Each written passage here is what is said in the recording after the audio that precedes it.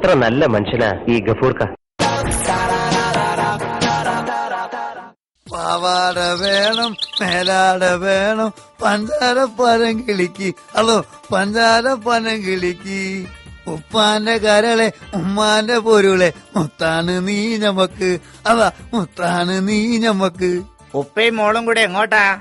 എന്റെ ഉമ്മാന്റെ കല്യാണത്തിന് പോരെങ്കിൽ പോരി. ഞാൻ കരുതി ആടിന് പാവാട അടിക്കാൻ പോവാന്. പോര് തെറ്റാല അവിടുന്ന്. ഇതേ നല്ല ചോള എണ്ണി കൊടുത്ത് വാങ്ങിയാണ്. ഇതുണ്ടല്ലോ, രാജാവായി തീരും ഒരു നാളിലോമനെ.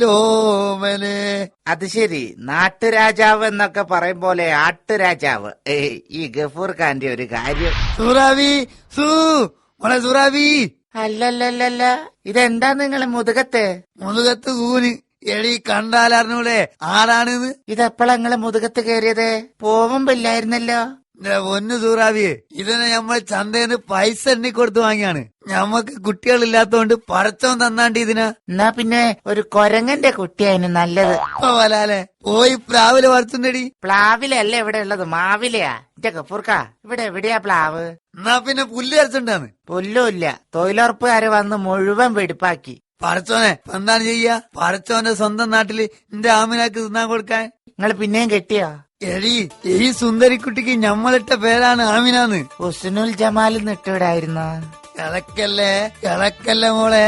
പടച്ചോനെ ഇന്റെ ആമിനാക്ക് കൊടുക്കാൻ പുല്ലും രാവിലെയും കിട്ടാറില്ലേ നാട്ടില്? പിന്നാമ്പുറത്ത് തൈപ്ലാവുണ്ട്, പക്ഷെ ഇലയൊക്കെ ഉണങ്ങിപ്പോയിക്കണ്. നോ പ്രോബ്ലം, നീ ഇല കൊണ്ടാ തീറ്റിക്കുന്ന കാര്യം ഞമ്മളേറ്റ്.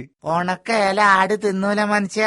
തിന്നടി, തിന്നും. ഇവളല്ല, ഇവളെ വല്യമ്മ വരെ തിന്നും. എടി, ഞമ്മള് മലയാളികളാണ്. ഞമ്മക്കില്ലാത്ത ബുദ്ധിന്റെ ലോകത്ത്, ഞമ്മക്കറിയാത്ത സൂത്രന്റെ ദുനിയാവില് ഈ കൊണ്ടുക.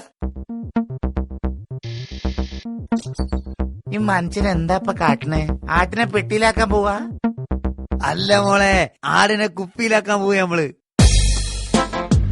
മലയാളികളോടാണ് കളി. തിന്ന് മോളെ ആമിന, വള്ള അരച്ചു തിന്നോളി.